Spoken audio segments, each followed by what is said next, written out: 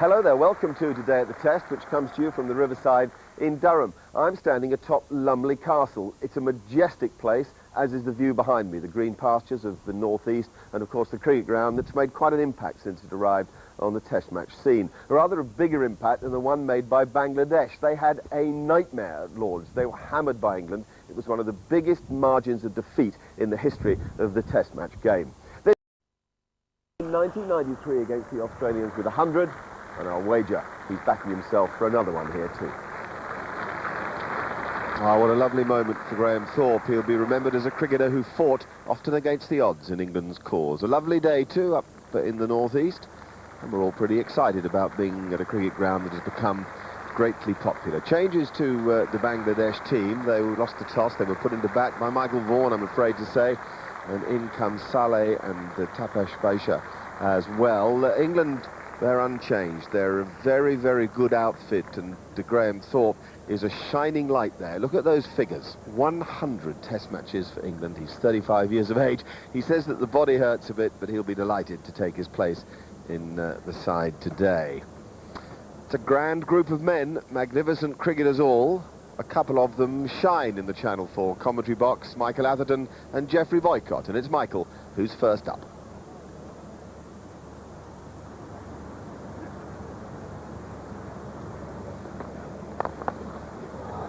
Beautiful stroke. We know that Asian batsmen can be very, very risky indeed. This was round about Midland leg and whipped through square leg for the first boundary of the morning.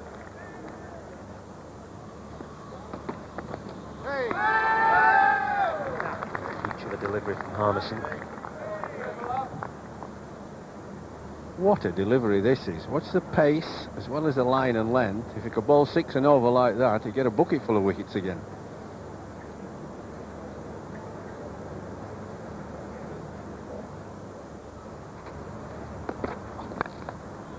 Gone, good catch. Really good catch by Andrew Strauss at third slip, diving away to his right. And first strike for Stephen Harmison. Bangladesh 17 for 1. This is just a little bit wide, never quite gets far enough over with his foot, so his weight's a little back, and it's caught nicely at third slip. Yeah, it's a little wide there, he's going after it, should have left it alone. Andrew Strauss at third slip. Ball came at a nice catching height, but he had to go to his right. That's what England want to see, good catching. Nafis Iqbal out for 7, 17 for 1. Pitch was very green the day before this Test match, but the groundsman has shaved down the pitch this morning. It's much whiter than it was yesterday. It's reasonably hard. Normally you get a little bit of give in the surface here at Durham, which allows for some early seam movement.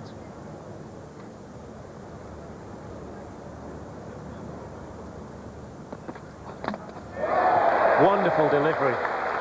Beautiful Yorker from Harmison. Well directed, right on target. And his second wicket of the morning. Well, he's been the best bowler by far for England this morning. He's thoroughly deserved it.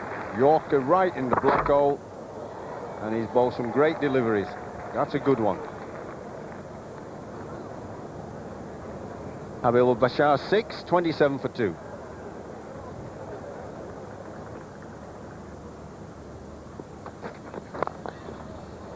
There's a lovely stroke. That is played with the minimum of fuss, almost clinical in the execution.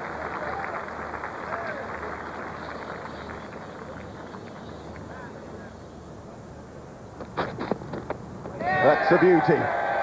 Got it. He really is looking a good bowler. One of the keys to it is the length, but when he gets the line right too, and some movement away from the bat, he can be a bit special. This is beautifully bowled. Same position, magnificent. That's all he wanted, just went away enough to have the batsman drawn into the stroke. And it was beautifully bowled.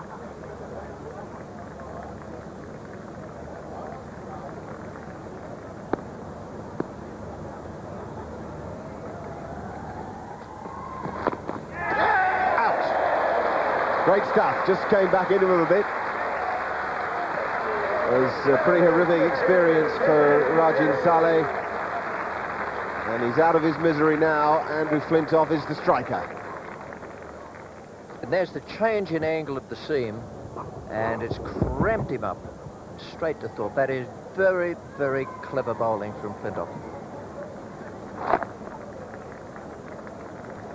Sade out for 2, and it's 42 for 4.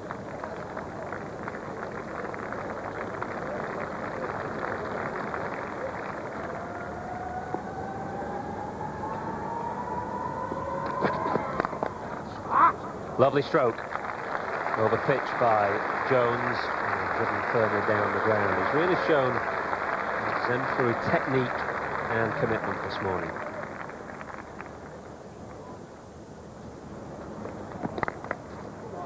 He's got that through, quite timed, but well enough to get to the rope and bring up the Bangladesh 50. First runs off the bat for 27 balls. A measure of the accuracy of the England bowling, and also the nervousness of the Bangladeshi batting. Whipped away by Javed Omar. That's a really extravagant shot. Second boundary in the over. They're appealing for that, for a catch that he's been given. He gloved it down the leg side, so Javed Omar's vigil has ended rather unluckily on the stroke of lunch to Matthew Hogarth. Just a little glove down the leg side, looking to perhaps glance it to fine leg. Say it's a little bit of a strangle for the bowler, but he won't mind. 150 test wickets to Matthew Hogarth. Javed Omar's gone for 37. 5 down for Bangladesh now at 59. Better than at Lord's, and by some margin. England's bowlers came at Bangladesh very hard. 66 for 5 at lunch. Real problems. Great credit to Javed Omar for the way that he at least goes out and fights and plays his strokes too.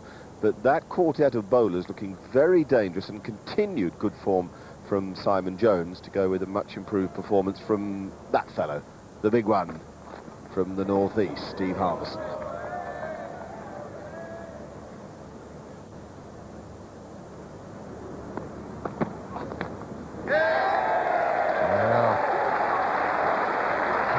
Again, but you wouldn't want to mark that down as one of the best strokes you've seen in Test match cricket. Well, Richie's been very kind. It was an awful shot. It was just a waft at a wide ball that he didn't even have to play to. And Harmison has bowled some good balls and deserved wickets, but look at that. I mean, it's wide, he's just wafting at it. That's just giving your wicket away. At least he's given it away to England's best bowler, Harmison. But Aftad's gone for 6, and 69 for 6.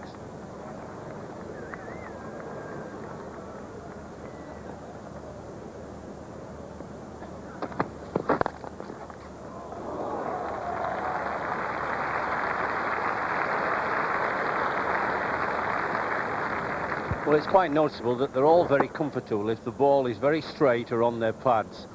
They can whip it away, they've good wrist movement. If they could only play as well on the offside. Nice shot. One boundary off Hogarth in the last over, and now an authentic cover drive from Mohammad Rafiq. A lot of people in the ground today. It's a nice crowd. That shows what full strength beer can do for you.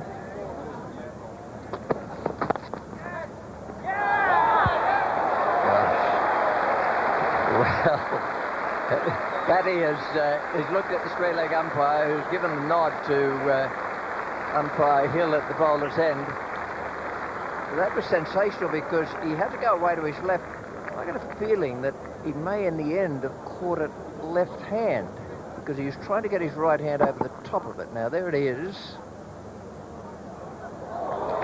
Yeah, that's a great catch.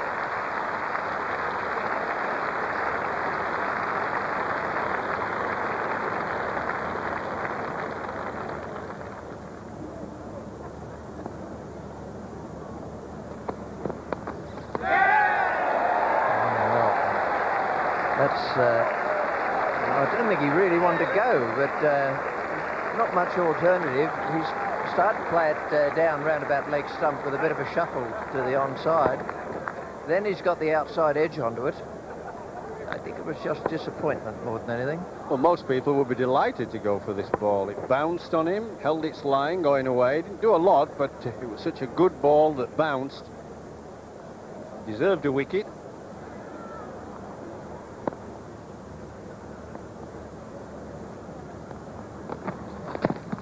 Oh, that is close. Inside edge, perhaps? Yeah, I didn't feel the appealing was that convincing, as if it was an inside edge or just going down. I think just going down leg side.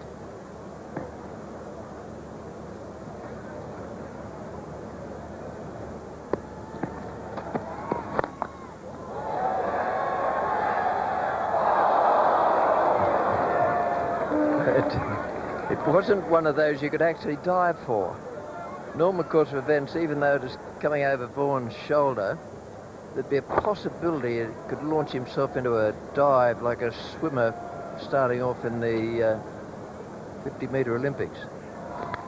And there's another one around about off stump, and the batsman really has no technique against that delivery. It may have left him just a little bit off the pitch, but it wasn't very well played. I suppose you wouldn't expect a tail-ender to play it much better than that.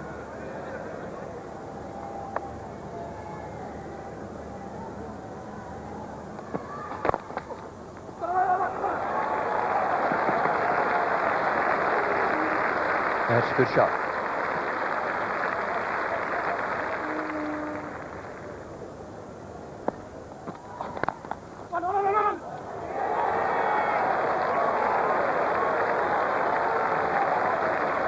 Good effort. He started off getting one, and then when Batty made a terrific attempt to field but couldn't quite stop it, finished up with 3, and the 100 is up.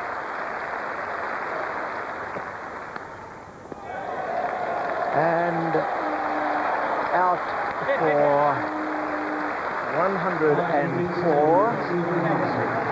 5 wickets for Harmison. 6 catches for wicketkeeper Jones. And still, that 40-over barrier seems impossible to break. 104 all out.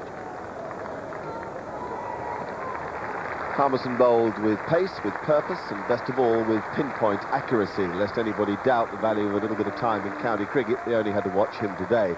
Watching Bangladesh was hard work. I'm afraid they fell in a rush. Play had begun at 11 o'clock. They were all out by 2:45, around about the same time as it took for England to knock them over in the first innings at Lord's. So the seamers were good. Hargard probably not quite at his best. Jones really good, as was Harmison, and Flintoff nice and strong. He perhaps could do with even more bowling than he's getting at present. Perhaps most encouraging, though, was the form of Geraint Jones. 6 catches taken. Now, he's under pressure. A lot of people asking questions about his glove work. He spilled a few chances in the winter. It's been a test of the strength of his character, and he's come out of it with flying colours. His batting is invaluable. The selectors' pursuit of him as a batsman, a wicket-keeper, and as a personality who can deal with all that the Australians throw at him is one they're sticking with. He will play against the Australians if he's fit, and rightly so. He's in good form. So are these two. That's Marcus Trescothick with Stroud. See you in a minute.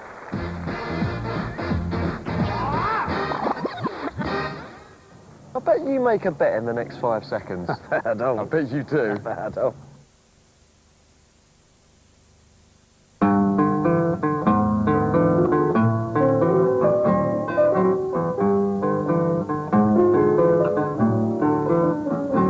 Do I worry 'cause you're stepping out? Do I worry 'cause you've got me in doubt? We all need a little soothing sometimes. The fragrance of lavender and chamomile, the soothing fabric conditioner in new Bold 2-in-1. Half price orange, prepay mobile, now an unbelievable $29.99. What a great saving. That's worth celebrating. Woolworths, prices worth celebrating. New liquid bandage from Compeed. Its revolutionary formula creates a waterproof protective layer. Compeed liquid bandage. Forget your cuts with just a few drops.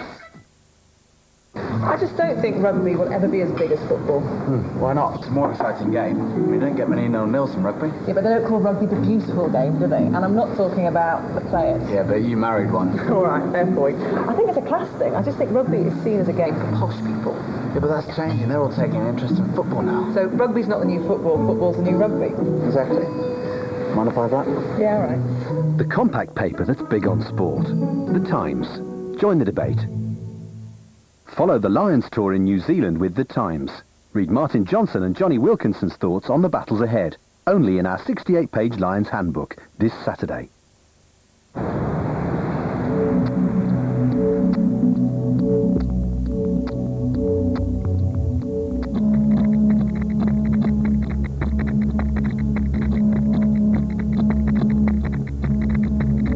Acqua di Gio. Giorgio Armani. Your J-Lo's exposed, guys. Now magazine. This week, Abby Titmus's Love Island Hell. Is your man one of the 1 in 10 men with an erection problem?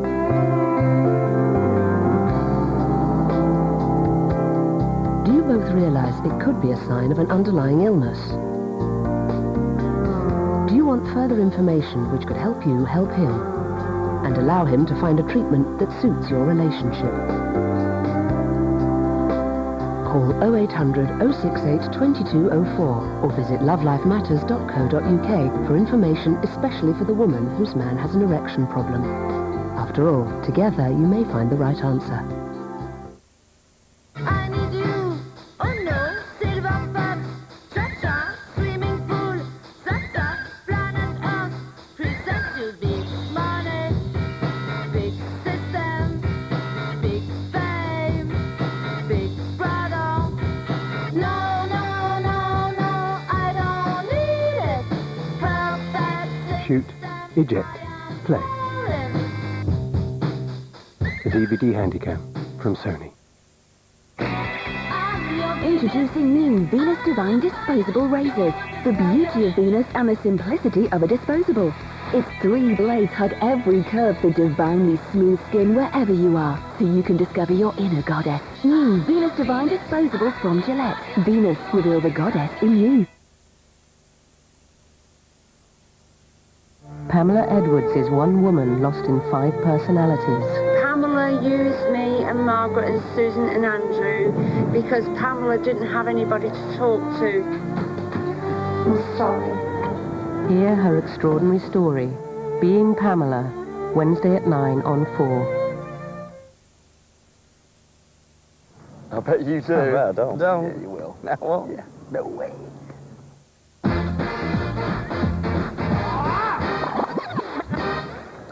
Having been put into bat, Bangladesh were bowled out for 104 in the face of immense adversity. At least they're sticking together. You wouldn't think they had much to smile about, but their mates don't entirely agree. They're just pleased to be here. Also not much to smile about early on for Andrew Strauss. He might easily have been given LBW. Have a look at where his head is. A long way outside the line of the ball, a heavy head. Therefore, you'd say that in-swing was a problem for him.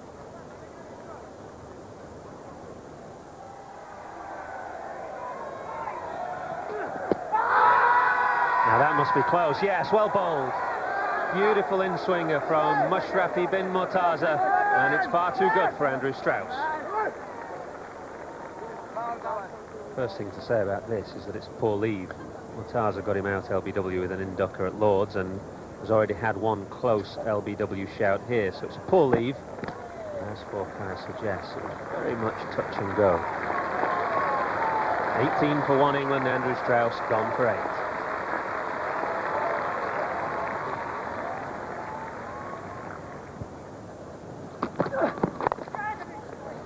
Beautiful shot. Crunch through point.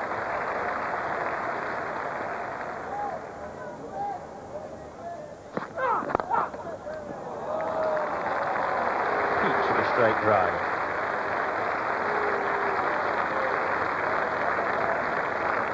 That was past the bowler just as he was on his way down to pick it up.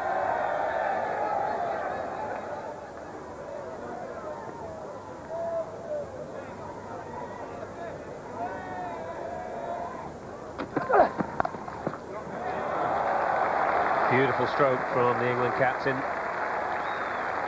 Doesn't need much encouragement to bring out that pull stroke early on in his innings. And this was only fractionally short.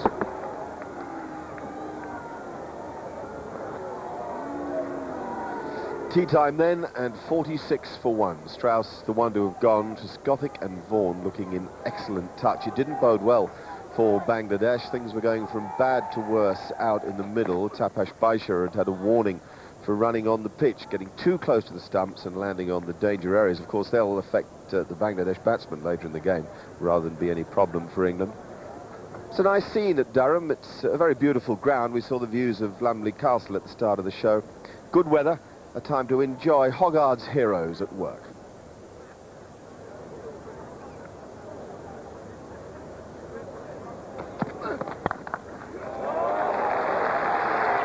Well, he looks in good nick, actually.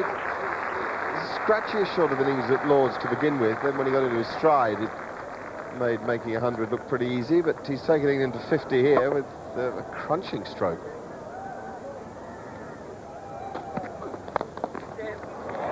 Gorgeous. Wonderful move into the ball there from Vaughan.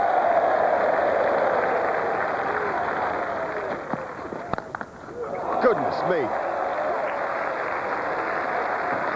3 in a row, all of them outstanding, but the last one, just a blast.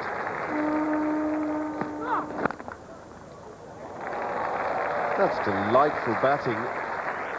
He really is in such a good position to play the ball from it. This is sort of his best stuff, really.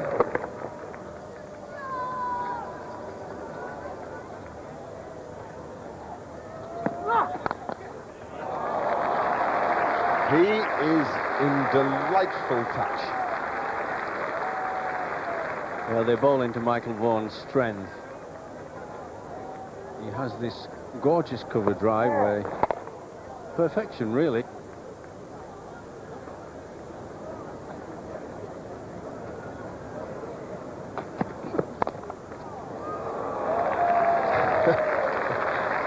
Well, there's some fortune in that. But truth be told, the ball's too wide, and it encourages the batsman just to throw his arms at it.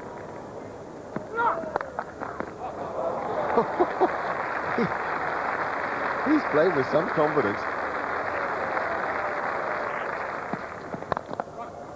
Lovely driving of the ball. This is an exhibition, and one for all fans of the game simply to sit back and enjoy. Bang!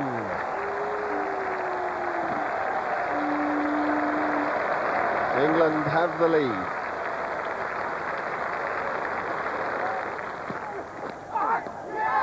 Fabulous bit of bowling, that is.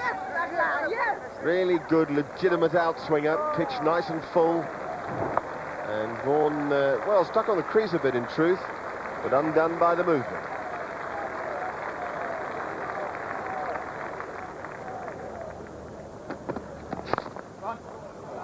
Beautifully played.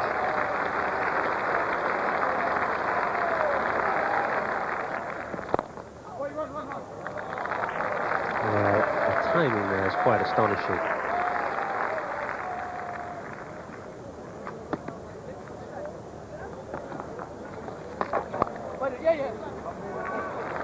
That's the most delightful piece of placement. So much so that the fielder paid deference to it.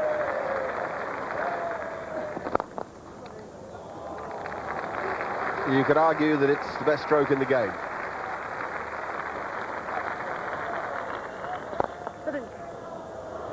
Oh, yeah. Good positive intent. One of those when you make your mind up and then go through with it, you put it off.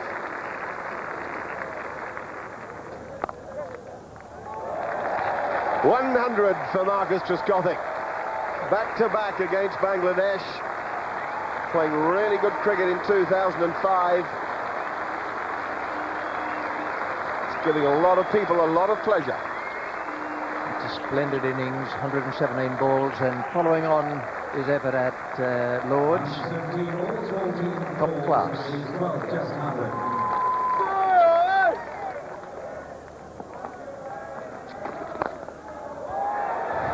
She's a biggie.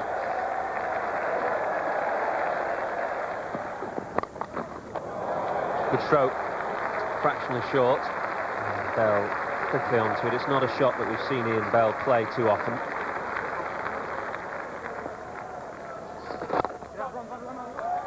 Consecutive scores of 150 or more in Test cricket for Marcus Trescothick.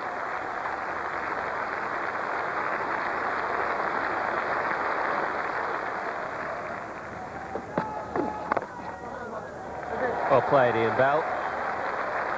He's only in his third Test match, and this is only his third Test match innings, but he's now scored a 50 in each one of them.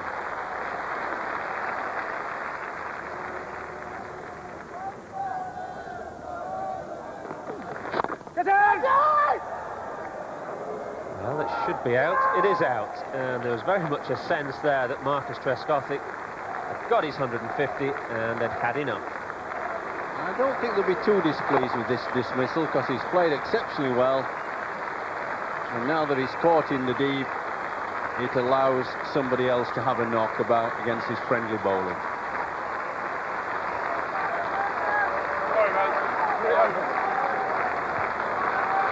No, that was a lovely innings. There was no need for Trescothick to say sorry to Thorpe. Thorpe couldn't wait to get out there. It didn't matter that it was just before the end of the day. Well, he only faced 7 balls. He was unbeaten. There's England's big lead, and here's Simon Hughes on the North East's favourite assassin. No homesickness worries for Steve Harmison here, 5 miles from his Ashington family home, and he was spot on from the first over here today, finding an excellent line and length and troubling both Bangladeshi openers. And for once, taking a wicket in his opening spell, something he hasn't done much for England of late.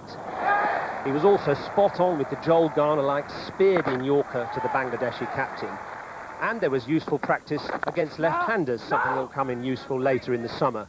Notice the concentration of good-length deliveries, something that deserted him at Lord's. He was shorter and wider at Lord's generally. Here he was spot on, and his explosive spell allowed him time to explain how he did it to some young Bangladeshis later, and to explain how he did it to Mark Nicholas.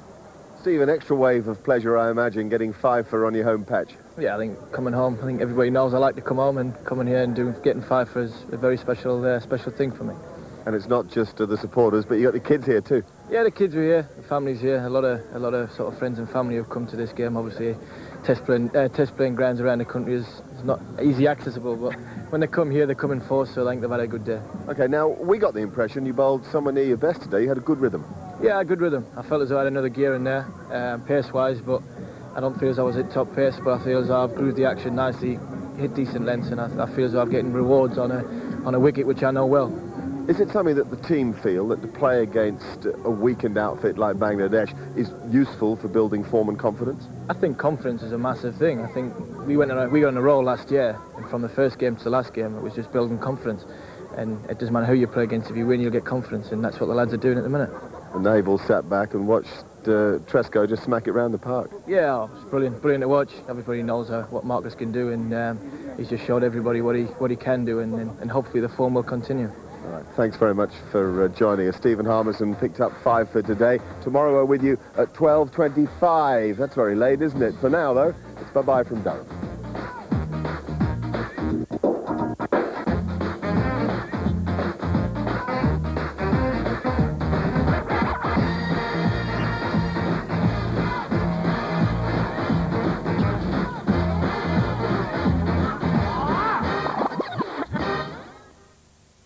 Bet it's a 6. I bet she misses it.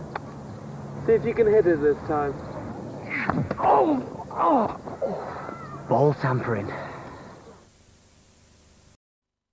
First by Stephen Harmison and then backed up by Marcus Trescothick later in the piece. Let's have a look at how things stand overnight. All out 104, the boys from Bangladesh. England responding in kind. They are 165 runs ahead. Marcus Trescothick is alongside me. We're standing out on the pitch where he made his runs yesterday. Congratulations, you're in really good nick, aren't you? Yeah, I'm enjoying my time at the moment. It was nice to really cash in over the last sort of 2 games. I wasn't pre-season for Somerset was pretty tough, but now I'm in good form, so I'll make the most of it. Are you aware that you've got nearly 600 runs in Test match cricket this year at an average in the mid-70s? It doesn't need me to say that's the form you'd like later in the summer too, isn't it? Yeah, of course it would be. Yeah, I'd be delighted if I can take that sort of form into the main part of the Ashes series, really. But I'm just going to keep working hard at my game at the moment. I'm doing pretty well. Just got to continue to do well for the rest of the summer. Any insight into the captain's mind? Is this a day for a quick victory or a chance for some of the others to spend some time at the crease? First of all, to get some time at the crease for a few of the guys. Obviously, they haven't had too much over the last sort of week or so. I think we'll assess it pretty early and make our mind up sort of early morning, maybe at sort of around lunchtime. Dark clouds lingered over Durham, and we all hoped that they weren't going to become damp clouds. That lot might have been in a rain prayer. This pair were hoping for the sun god. It's Ian Bell and Graham Thorpe resuming business for England.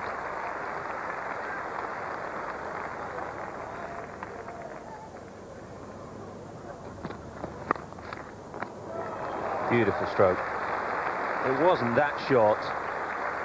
Ian Bell was onto that in a flash.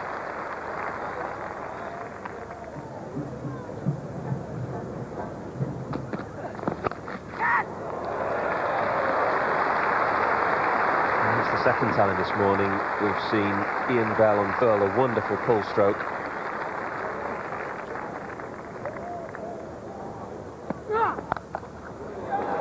That's a beauty. Trademark stroke from Graham Thorpe.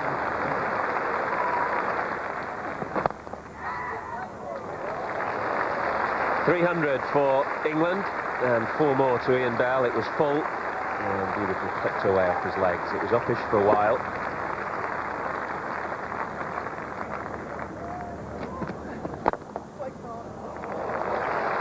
Nicely played. We're always looking to come forward, Ian Bell.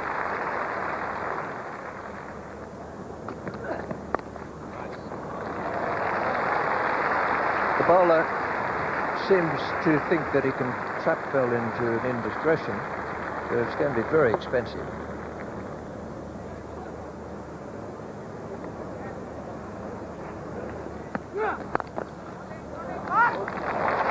Lovely stroke from Graham Thorpe. Brings up the 50 partnership between Bell and Thorpe.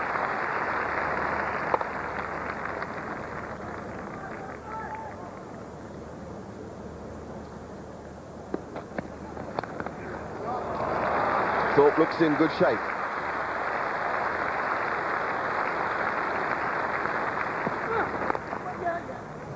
Oh, wonderful. It really is nice to see a young player who can hit through the covers off the back foot. An interesting first hour's play here at Durham. Ian Bell now has 94, creeping towards his first Test match 100. Graham Thorpe cruising on 31. England's lead, a definitive 235.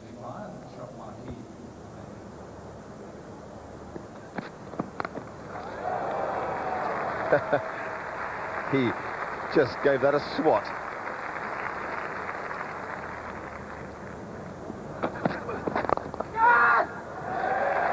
What a lovely moment for a young cricketer. Ian Bell has a Test match 100 to his name.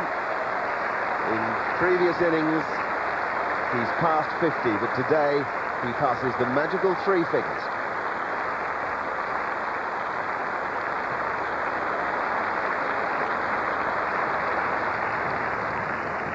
This is only Ian Bell's 3rd Test match innings. On the previous occasions, he's made scores of 65 and 70. And to back that up with 100 shows that he has a good temperament for the occasion. He impressed as a young cricketer with Warwickshire. He helped them win a cup final from a perilous position. And we've seen a lovely range of stroke play in this innings.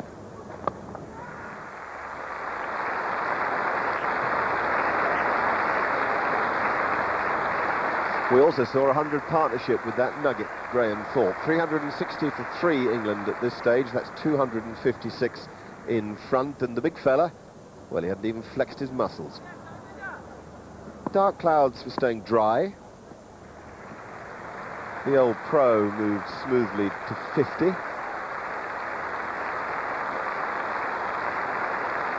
As for the captain, declare, me, nope, not yet. The new kid had burst out of his blocks and was beginning to show off, frankly. And the old pro again, well, he chiselled out yet another nifty knock for England and rather enjoyed being with the young pro. All well and good then. 150 now put on by this pair. Extravagant stroke play everywhere we looked. Bell proving that he could play anywhere. There's no real weak area, and actually when he drives down the ground, he looks at his best. And finally at lunchtime, when the players left the field, Michael Vaughan did decide to declare. He's very keen to wrap this up in just a couple of days. 447 for 3 then. Bell unbeaten on 162. Graham Thorpe on 66. Characteristic stroke play from Thorpe, whose game looks in pretty good shape. 2 wickets for Mushrafi bin Murtaza, much the best of those Bangladesh bowlers. Good support from Rafiq. He's a tidy cricketer, but he struggled really on a flat old deck. 104 Bangladesh, 447 for 3 England. A lead of 343. Can it be done in 2 days? We'll find out in just a moment.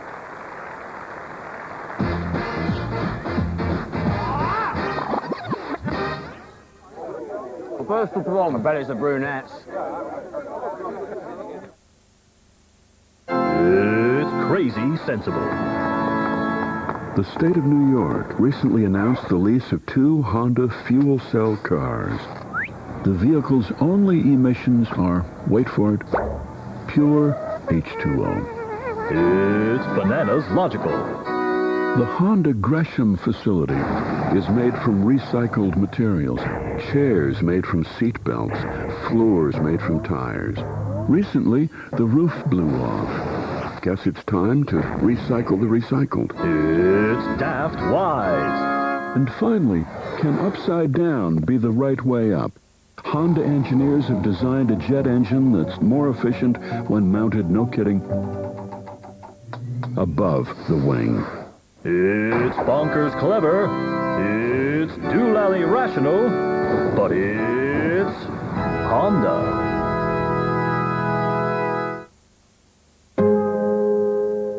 We see Fiona exploring a new world, filled with learning, filled with wonder. We see standing ovations and records broken. We see her finishing at the top of her class. We see children full of potential.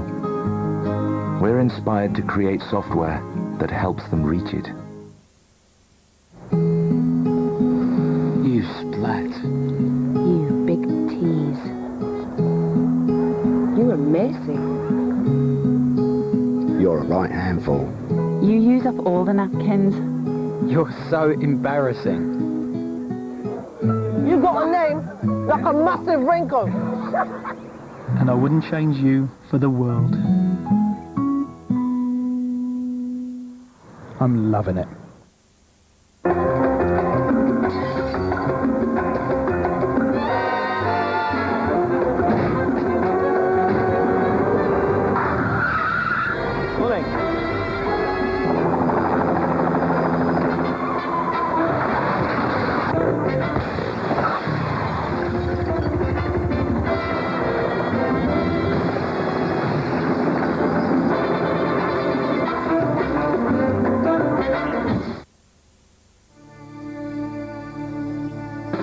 In the digital networked economy, where collaboration is easy, where transactions are instant and secure, where data is stored safely, where business is done, there is a company that delivers IT services backed by decades of network expertise. BT. Discover more about her networked IT services. BT. More power to you. I left British Gas because a friend advised me that I was paying too much. It was all fine until I had a problem with the boiler. Didn't have a clue what to do. Before I knew it, I ended up having 3 plumbers. The work cost me over £400. So I went back to British Gas, happy to have that extra service where they come out if there's a problem. I feel safe with them and I will never change again. Every 60 seconds, someone switches back to British Gas. British Gas, doing the right thing.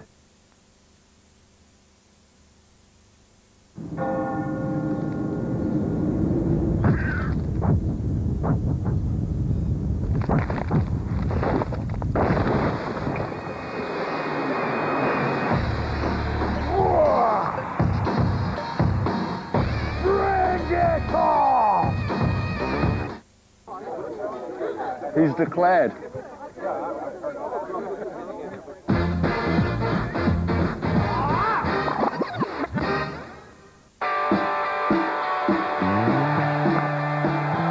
settle in, sit back, and enjoy. We're going to have to play incredibly well to beat them. What a glorious summer it's going to be. The cricket show, it does exactly what it says on the tin. It does too, and it's in just a few hours from now, 8 o'clock this morning, the cricket show. 343 behind Bangladesh. Michael Vaughan, very keen to win this in 2 days. He reckoned he needed no more than about 50 overs to deal with them.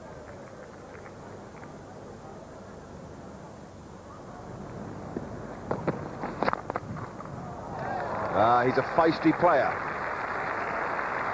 And if he gets the chance to come forward and drive, he'll take it. Javed Omar looks in good nick.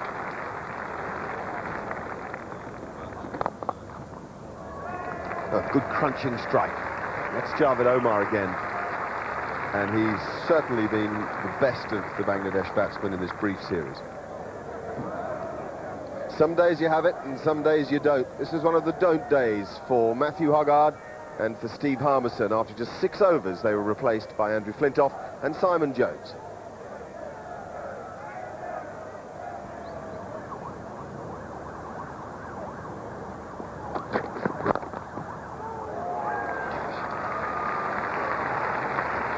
Javed Omar certainly isn't shy.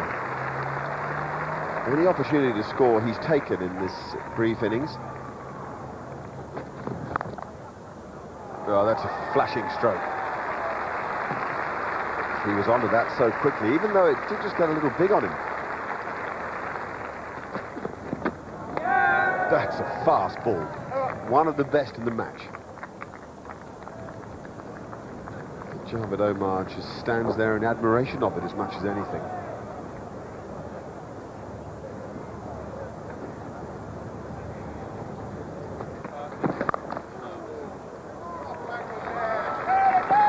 Played. Well, just using the pace of the ball, really. There was no push through the ball. He just used the pace, opened the face. Well, he just rode the pace and the bounce here, let it run off the face quite quickly with no third man, and it brought the 50 up.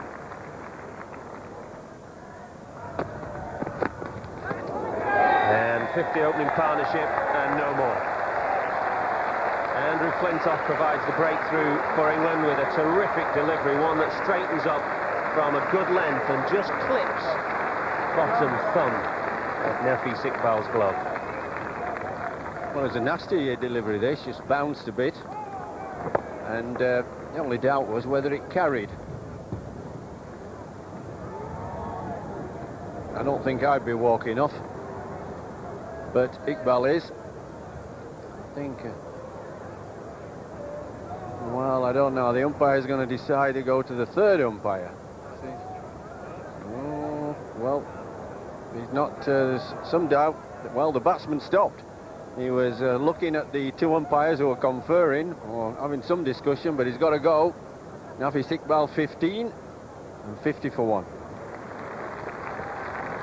Take another look at the catch through to Geraint Jones, and it's clear from that replay that the ball landed a good 2 or 3 inches in front of Jones.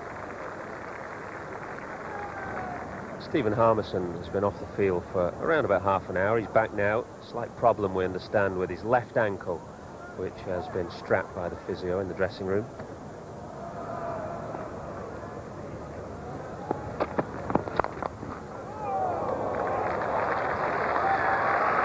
Past Matthew Hoggard, just about a yard or so to his left, and it was firmly struck. First contribution in the series for the off-spinner, Gareth Batty.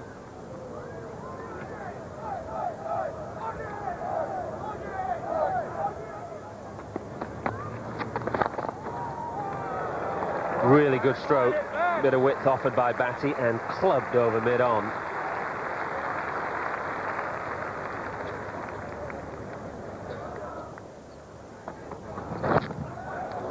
Beautifully taken at second slip. Bit of extra bounce from Andrew Flintoff there, and Rajan Saleh's little effort at the crease has ended. That was not only a good catch, but also well bowled. That was up waist height by the time it got to the batsman. Saleh 7, and it's 75 for 2.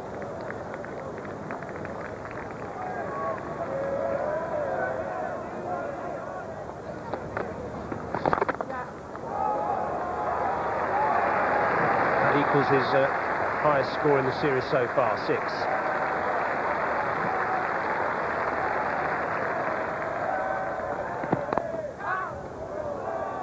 Oh, a slightly iffy way to bring up the first Bangladeshi 50 on an individual basis in this series. 50 to Javed Omar. Deservedly so, he's the man that gets Bangladesh's first half-century because he's been the outstanding batsman, or at least the best batsman of a porous crop.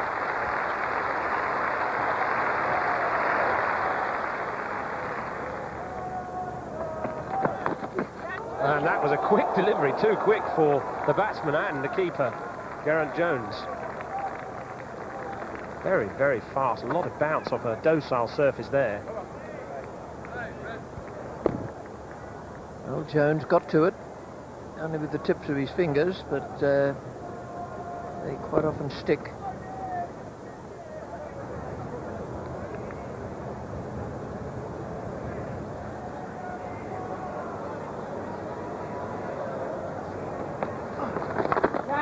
Gone for a big one, and that's gone straight up in the air, and that really is a sucker punch for Mohammad Ashraful, and that really has committed suicide.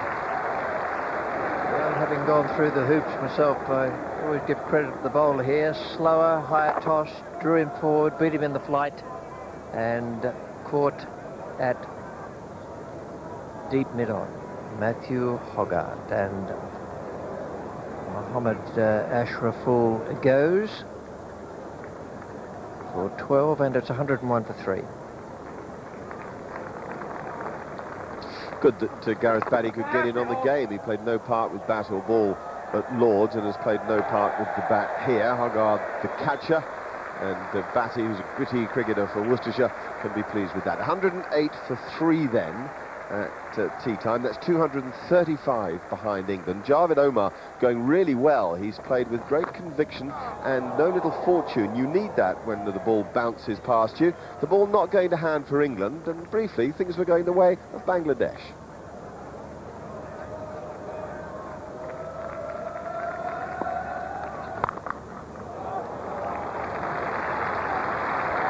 Got the treatment it deserved from the player who's starting to see the ball pretty big.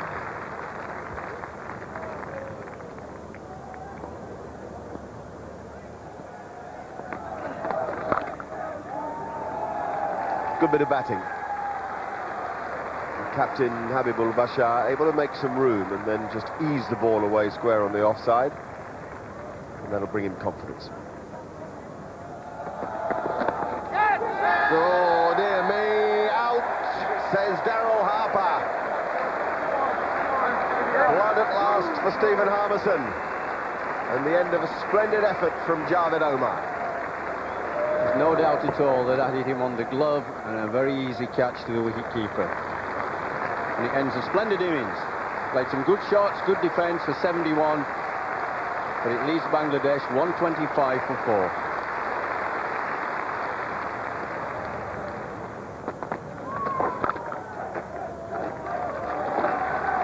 No problem with the timing.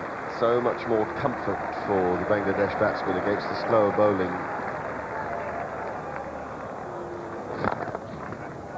That's a lovely cover drive. No problem for Habibul Bashar. He just eased into that.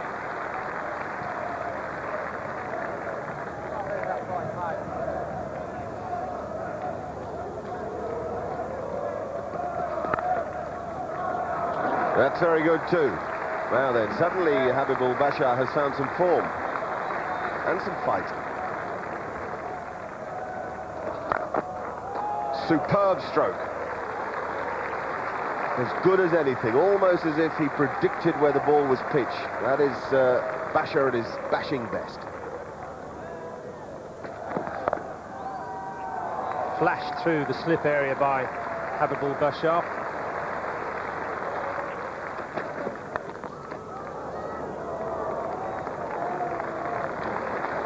A rapid 50 to the Bangladeshi captain, Habibul Bashar, off only 37 balls, almost Shahid Afridi-like. So that's dropped. Oh dear. Completely mistimed by Khalid Mashud. And the man, Gareth Batty, was there just for that little miss-hit, but he fumbled it.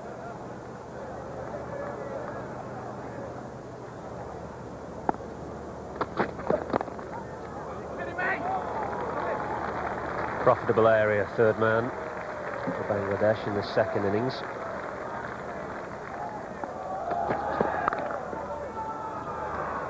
Lovely shot. It was slightly over pitch by Simon Jones, and a little bit of room as well outside the off stump for Mashud to play his stroke.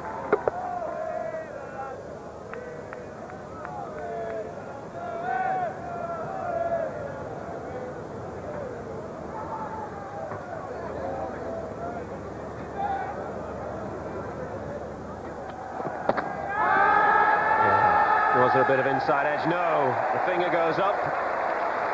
Habibul Bashar doesn't look the most pleased. Another wicket for Andrew Flintoff, who's built up quite a head of steam in this spell. There are definitely two noises, but I fancy that was because the ball hit both pads, and Hawkeye suggesting that height wasn't really a problem. It would have gone on to clip the top of middle.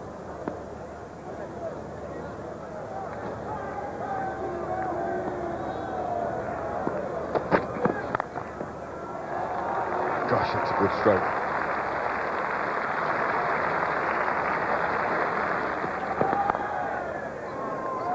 That's a super little stroke. Good shout. LBW. A big-hearted strike by Matthew Hoggard. Big wicket too, Khalid Mashud. It looks as though it would have hit 3 parts of the way up, middle and leg. Khalid Mashud, 25. He's done well. He's got a bit of heart.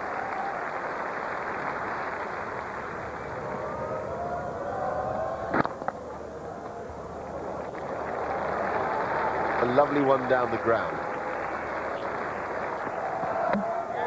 Bowled in Hoggard. Now then, here's a little question for the umpires. Will they allow the extra half hour? Mohammed Rafiq is the man who has gone to a corker from Hoggard. So, a gathering of England players, doubtless discussing the possibility of more play this evening. The happiest Hoggard possible, and a desolate Rafiq. He's gone for 2. It's 2:45 for 7. A worried-looking Habibul Bashar, because England have claimed the extra half an hour. A revved-up Matthew Hoggard will now bowl at Anwar Hussain, and England are all around the bat.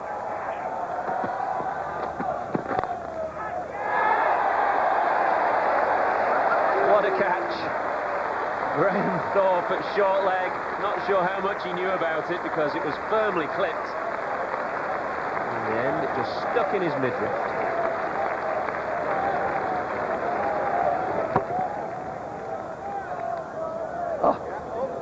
Well, almost didn't touch it at all with his hands. But in the end, it was precisely what England want. They're 8 down now, 251 on the board, and 41 to the brave little batsman at the other end. Wow, that's a good stroke.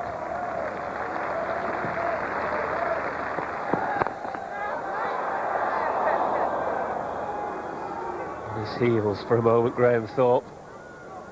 Seemed to be up in the air a long, long time.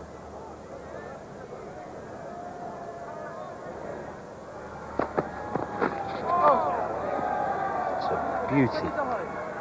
Absolute cracker that was from Hoggard.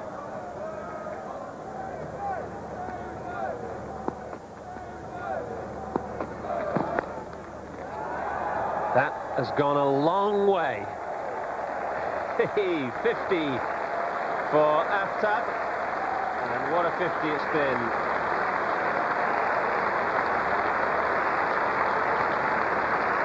Such a spirited partnership of 46 for the 9th wicket that England couldn't finish the job. Tab and Tabash deserve great credit. 297 for 8 then at the end of the day. Bangladesh, that's 46 behind England. The bowlers had worked very hard for sure. Flintoff the best of them. Here's Simon Hughes, a bowler on the bowlers. England met with stiffer Bangladesh resistance today, particularly in the obdurate personality of Javed Omar, who rode the bounce cleverly on the leg stump and got right behind the line on the off stump. Andrew Flintoff generated quite a degree of hostility from a now benign surface, but there was a sense that England overdid the short ball to the Bangladesh captain Habibul Bashar and feeding his favourite pull shot. There were some fine deliveries bowled, some of which unluckily ended up through the slip cordon and down to the third-man boundary. But being hypercritical, maybe England didn't produce quite enough perfect deliveries like this on an ideal line and length from Simon Jones. It was a day perhaps more for perspiration than inspiration. Another useful workout for you. Yeah, it was good. A few overs under my belt. Bowled 7 yesterday and then 5 at the close of play with Troy. Another 15 today, but it'd have been nice to have wrapped it up and got home tonight. Now, Bangladesh have survived longer than anybody backed them to. Any clear reasons why you didn't get the job done this evening? I think they've applied themselves tonight for the first time. A couple of the batters have dug in, played proper innings, which in the previous 3 innings have not threatened to do. And your bowling attack, still pleased with the way things are going? Yeah, we're happily going along. We're getting better. I thought we bowled better in the first innings than we did here. The wicket is slightly flatter, probably a better day to bat today than it was yesterday. But now we're getting mileage under our belts and hopefully we can go strength to strength. And it's all good stuff for the coming months, isn't it? Yeah, definitely, it's exciting. We're relishing the challenge of playing against Australia, looking forward to it. Still a few weeks away, got the 1 days before then, but I'll be lying if they've not got one eye on the Ashes. All right, Freddie, thanks for coming to chat with us. Now, we'll be looking at the whole game at 12:10 tomorrow. Don't forget the cricket show at 8 o'clock in the morning too. From us here in Durham, bye-bye.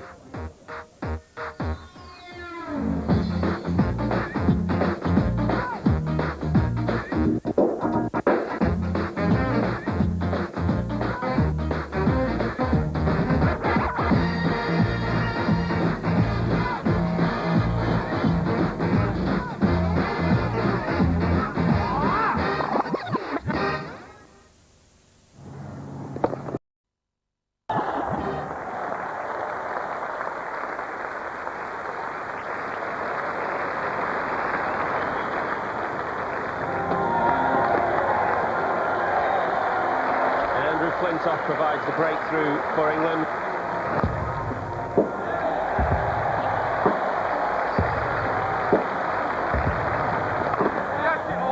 And that really is a sucker punch for Mohammad Ashraful. One at last for Stephen Harmison.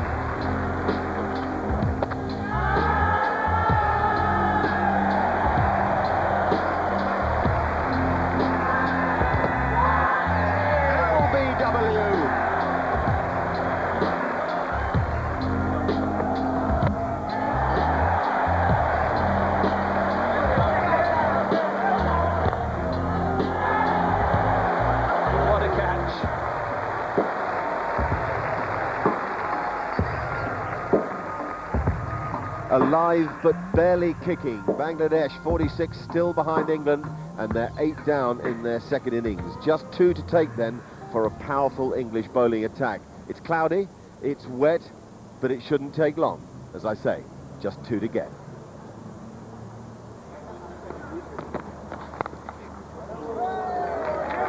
It's a decent stroke. It's top edge, but it was deliberately played in a way. He was trying to uppercut it over back at point, so it didn't exactly go where Aftab intended, but the stroke was legitimate.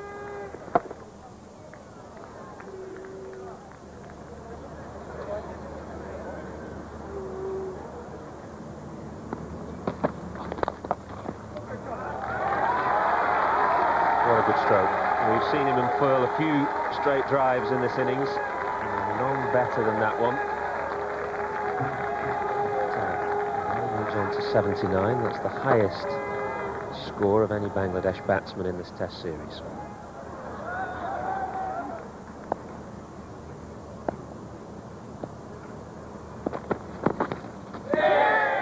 Beautifully bowled. Some swing at last for Matthew Hoggard, and the length was the key. He drew the batsman into the drive and found the edge. Keep the ball up is the answer. Make the batsman play at it. A wicket for Hoggard, and it's 311 for 9.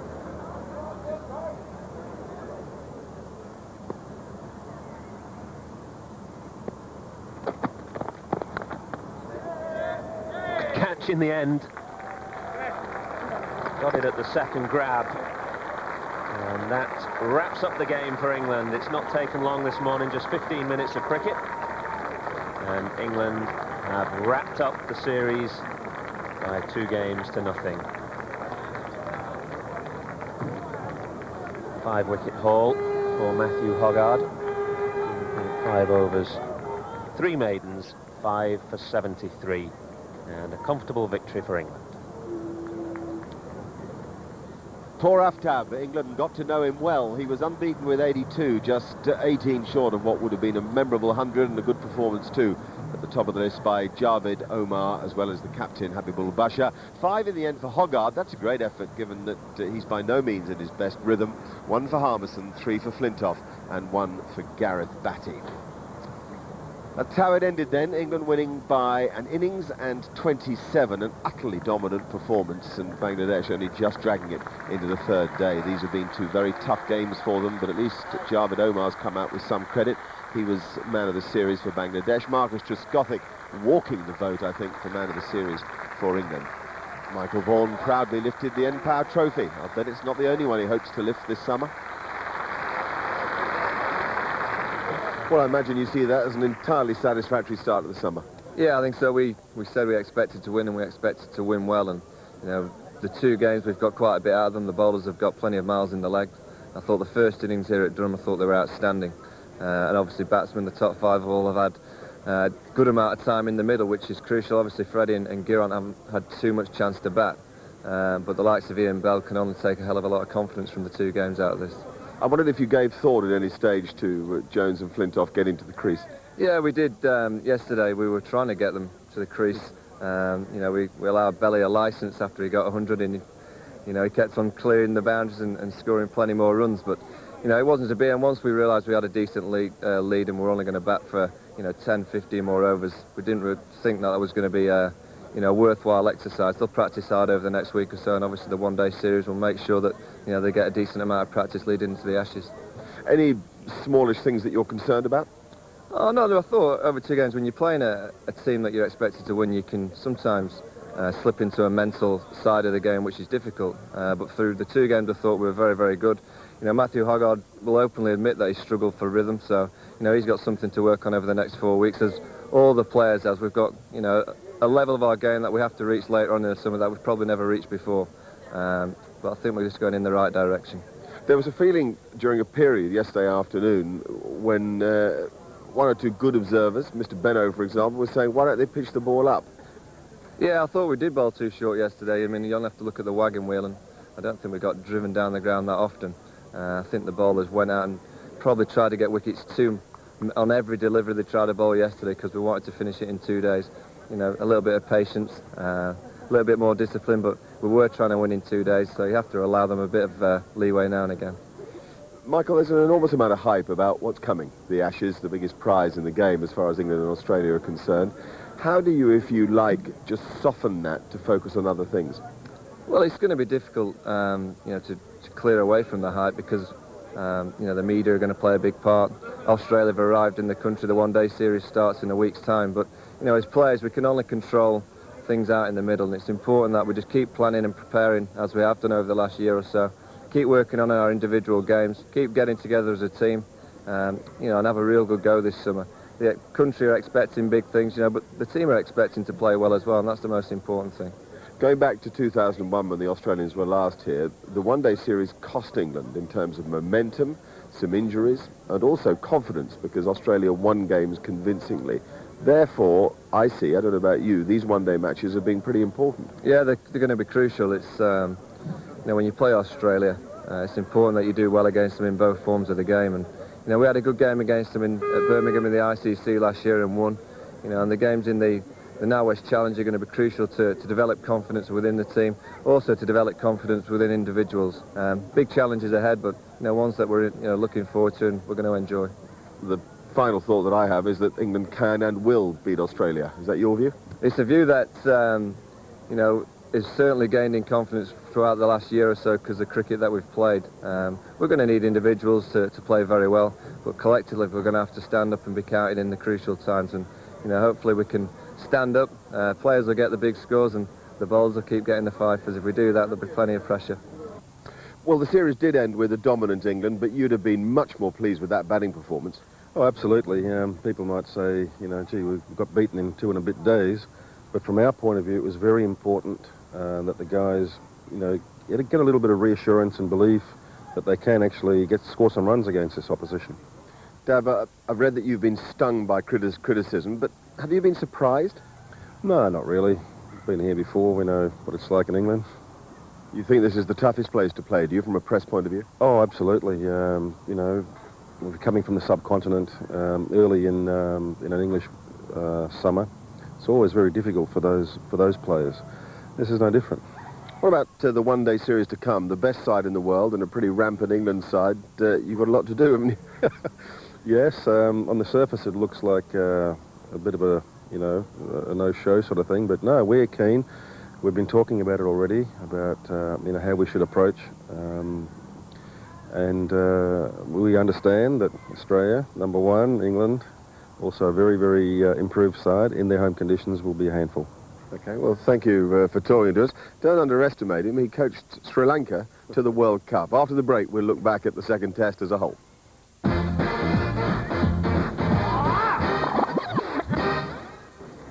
I bet she goes for me. In your dreams, mate. Look and learn.